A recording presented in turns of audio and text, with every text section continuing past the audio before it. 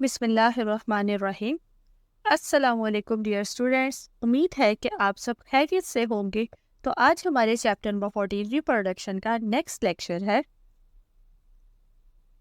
जिसमें हम डिस्कस करेंगे सेक्सुअल रिप्रोडक्शन इन प्लांट्स। तो डियर स्टूडेंट्स, लास्ट टाइम हमने डिस्कस किया था आर्टिफिशियल वेजिटेटिव प्रोपागेशन क्या होता है, क्लोनिंग क्या है और टिश्यू कल्चर टेक्निक कौन सी होती है। आर्टिफिशियल वेजिटेटिव प्रोपागेशन हमने पढ़ा था कि जब हम प्लांट्स के वेजिटेटिव पार्ट्स को ग्रो करवाते हैं आर्टिफिशियली, ये मेथड मोस्टली गार्डनर्स और फार्मर्स यूज़ करते हैं ताकि वो अपने प्लांट के स्टॉक को बढ़ा सकें और क्वालिटी को भी, डिज़ायर्ड करैक्टरिस्टिक्स को भी हासिल कर सकें। हमारे पास दो मेथड थे आर्टिफिशियल वेजिटेटिव प्रोपागेशन के, जिसमें हमारे पास कटिंग, कलमकारी और ग्राफ्टिंग, पेवंदकारी शामिल थे। कटिंग, जिसमें हम मेरिस्टेमेटिक रीजन्स वाले पार्ट जो प्लांट के, जिसमें स्टेम और रूट्स है, उनको लेते हैं और उन्हें ग्रो करवाते हैं एक सूटेबल सॉइल के अंदर, प्रॉपर कंडीशंस प्रोवाइड करके, जिसके बाद वो अपनी एक नई जड़ें और शूट्स बनाते हैं जो कि फर्दर डिवेलप होते हैं और एक नया पौधा बना देते हैं जो कि आइडेंटिकल होता है पेरेंट प्लांट से। उसकी एग्जांपल में हमने पढ़ा था ग्रेप वाइन, रोजेस, जो कि स्टेम कटिंग के जरिए प्रोपागेट करते हैं। इसके अलावा सेकंड जो प्रोसेस हमने पढ़ा था वो था ग्राफ्टिंग। ग्राफ्टिंग में हम एक स्टेम का पीस लेते हैं एक प्लांट से और उसे दूसरे प्लांट के साथ अटैच कर देते हैं, जिसका रूट सिस्टम जो है वो प्रॉपर डिवेलप होता है। कुछ वक्त के बाद वास्कुलर बंडल्स जो अटैच स्टेम है और होस्ट प्लांट है, उनके आपस में कनेक्शन होता है, जिसकी वजह से स्टेम पीस और जो प्लांट है वो ग्रो करना स्टार्ट करते हैं। तो नया जो पौधा हमारे पास आता है उसमें दोनों खसूसियात होती हैं, जिस पौधे से हमने स्टेम का पीस लिया था उस पौधे की भी, और जिसमें हमने लगाया उस पौधे की भी। और उसकी एग्जांपल में हमने पढ़े थे पीच, प्लम और सीडलेस फ्रूट्स। इसके अलावा हमने सिग्निफिकेंस पर डिस्कस किया था advantages and disadvantages of vegetative propagation of plants. Advantages में हमने डिस्कस किया था जेनेटिकली आइडेंटिकल प्लांट्स हमारे पास आते हैं, इसके अलावा हमें पॉलिनेशन की ज़रूरत नहीं पड़ती, इसके अलावा रैपिड रेट के साथ जो है वो रिप्रोडक्शन होती है, और जो है सीडलेस फ्रूट्स हमारे पास शामिल होते हैं।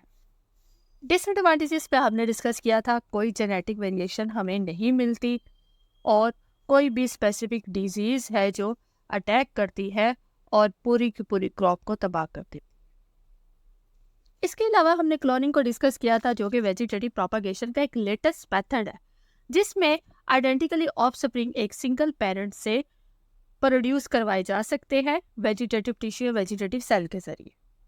टिश्यू टेक्निक एक ऐसी टेक्निक है जो कि क्लोनिंग में इस्तेमाल होती है, जिसमें हम किसी भी पौधे का एक हिस्सा लेके उसे एक सूटेबल न्यूट्रिएंट मीडियम प्रोवाइड करते हैं और वो टिश्यूज और वो सेल है जो माइटोसिस स्टार्ट करते हैं तो एक मैस ऑफ सेल बना देते हैं, जिसे हम क्लोसिस कहते हैं, जिन्हें एक दूसरे मीडियम में ट्रांसफर किया जाता है, जिनमें रूट्स और स्टेम लीव्स की डेवलपमेंट के लिए हार्मोन्स शामिल होते हैं।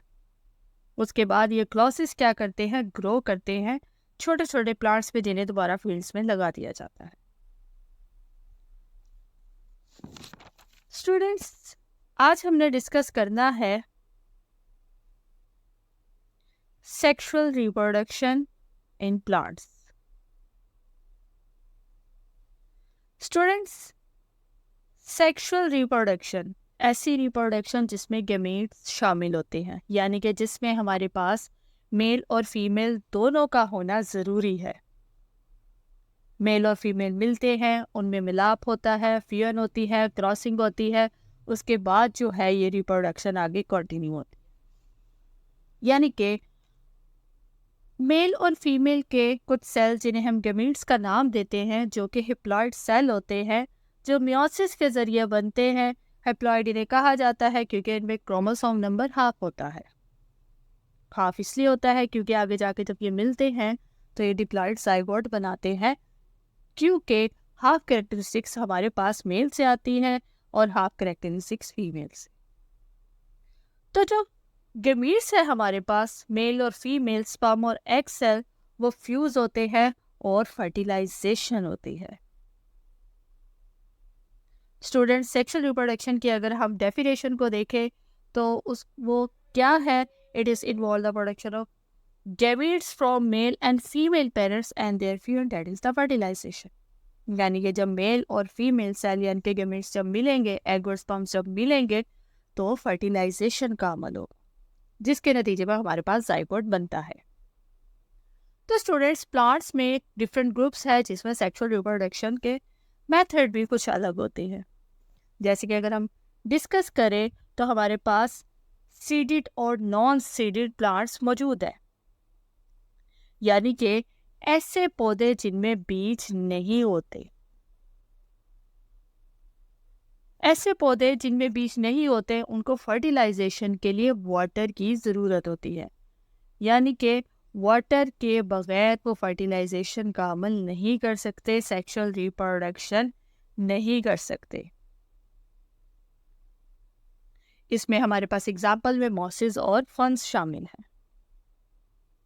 ये नॉन सीडेड प्लांट है और इनको फर्टिलाइजेशन के लिए वाटर रिक्वायर होता है, क्योंकि इनके स्पर्म्स जो है वो मोटाइल होते हैं और वो स्विम करते हैं एग सेल्स की तरह, और इन्हें वाटर किसी भी शक्ल में, रेन या ड्यू ड्रॉप्स की शक्ल में रिक्वायर होता है सेक्सुअल रिप्रोडक्शन के लिए। तो अगर वाटर मीडियम मौजूद नहीं होगा तो इनकी रिप्रोडक्शन, सेक्सुअल रिप्रोडक्शन नहीं हो सकती। इसके अलावा हमारे पास सीडेड प्लांट्स का ग्रुप मौजूद है जिन्हें रिप्रोडक्शन के लिए, फर्टिलाइजेशन के लिए वाटर की ज़रूरत नहीं होती। उसमें हमारे पास शामिल है जिम्नोस्पर्म, जिन्हें हम नेकेड सीडेड भी कहते हैं, और एंजियोस्पर्म, जिसे हम फ्लावरिंग प्लांट का नाम देते हैं। जिम्नोस्पर्म हमारे पास ऐसे प्लांट्स हैं, नेकेड सीडेड प्लांट्स हैं जिनमें फल के बगैर बीज हमारे पास शामिल होते हैं, और एंजियोस्पर्म जिसमें हमारे पास फ्लावरिंग प्लांट होते हैं, यानी कि इनके जो बीज हैं वो फ्रूट के अंदर मौजूद होते हैं, यानी कि वो फ्रूट जो है वो उन बीज को प्रोटेक्ट कर रहा होता है, लेकिन जिम्नोस्पर्म में ऐसा नहीं होता। तो ये डिफरेंस है एंजियोस्पर्म और जिम्नोस्पर्म में, और इन्हें अपनी फर्टिलाइजेशन के लिए वाटर की ज़रूरत नहीं होती। स्टूडेंट्स, प्लांट की लाइफ साइकिल में हमारे पास 2 जनरेशन होती है जो एक दूसरे के साथ अल्टरनेट कर रही होती हैं। एक जनरेशन जो है वो डिप्लॉयड है और उसमें स्पोर्स प्रोड्यूस होते हैं, क्योंकि इस जनरेशन में स्पोर्स प्रोड्यूस होते हैं तो हम उसे स्पोरोफाइट जनरेशन कहते हैं। और दूसरी जनरेशन जो कि हिप्लॉइड है, जिसमें गेमीट्स की प्रोडक्शन होती है, इसलिए हम उस जनरेशन को गेमेटोफाइट जनरेशन का नाम देते हैं। तो यहाँ पे एक फिनोमिना हमारे पास मौजूद है जिसे हम अल्टरनेशन ऑफ जनरेशन कहते हैं। एक ऐसा फिनोमिना जिसमें ये दोनों जनरेशन, स्पोरोफाइट जनरेशन और गमीटोफाइट जनरेशन, एक दूसरे के साथ अल्टरनेट करती है लाइफ साइकिल के दौरान। इस फिनोमिना को हम अल्टरनेशन ऑफ जनरेशन का नाम देते हैं। स्टूडेंट्स, प्लांट्स के अंदर स्पोरोफाइट जनरेशन जो है वो डोमिनेंट होती है, क्योंकि डोमिनेंट है, इसका साइज बड़ा होता है और ये इंडिपेंडेंट है, ये डिपेंड नहीं करती। स्पोरोफाइट जनरेशन मियोसिस के जरिए हिप्लॉइड स्पोर्स प्रोड्यूस करती है, क्योंकि यहाँ पे मियोसिस हो रही है तो डेफिनेटली जो स्पोर्स होंगे वो हिप्लॉइड होगा, और वो स्पोर्स आगे जाके गमीटोफाइट जनरेशन में डिवेलप होते हैं, जो कि स्मॉल इन साइज होती है और डिपेंड करती है स्पोरोफाइट जनरेशन, और ये गैमीट्स प्रोड्यूस करती है माइटोसिस के जरिए।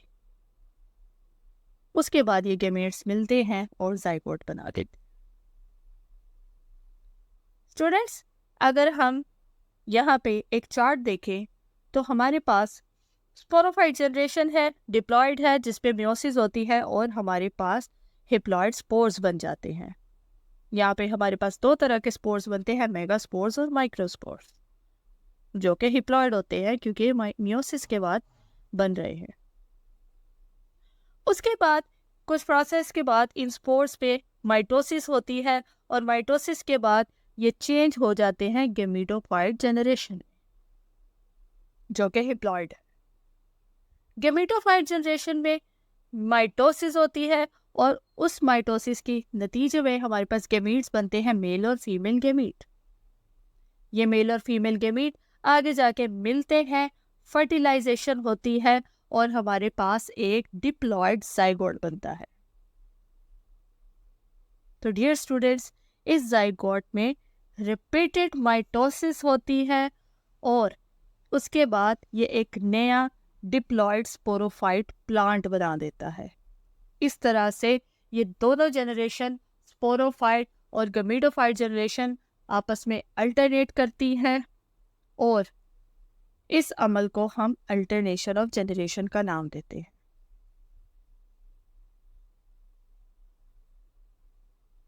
सो डियर स्टूडेंट्स, उम्मीद है आपको आज का टॉपिक समझ आ गया होगा। इंतहाई आसान टॉपिक था आज का। स्पोरोफाइट जनरेशन, गैमेटोफाइट जनरेशन, इनका अल्टरनेट करना, अल्टरनेशन ऑफ जनरेशन। इसके अलावा हमने सेक्सुअल रिप्रोडक्शन की डेफिनेशन पढ़ी। बोर्ड पॉइंट ऑफ व्यू से इंपॉर्टेंट है, आपको सेक्सुअल रिप्रोडक्शन का क्वेश्चन आ सकता है। इसके अलावा प्लांट ग्रुप्स का पूछा जा सकता है, एंजियोस्पर्म का, जिम्नोस्पर्म का, सीडिड नॉन सीडिड प्लांट्स का, और आपसे स्पोरोफाइट जनरेशन के बारे में सवाल आ सकता है, गैमेटोफाइट जनरेशन का क्वेश्चन आ सकता है, अल्टरनेशन ऑफ जनरेशन के बारे में पूछा जा सकता है। उम्मीद है आपको समझ आ गई होगी। इसको अच्छे से समझिएगा, पढ़िएगा। कल तक के लिए अल्लाह हाफिज़, अपना ख्याल रखिएगा।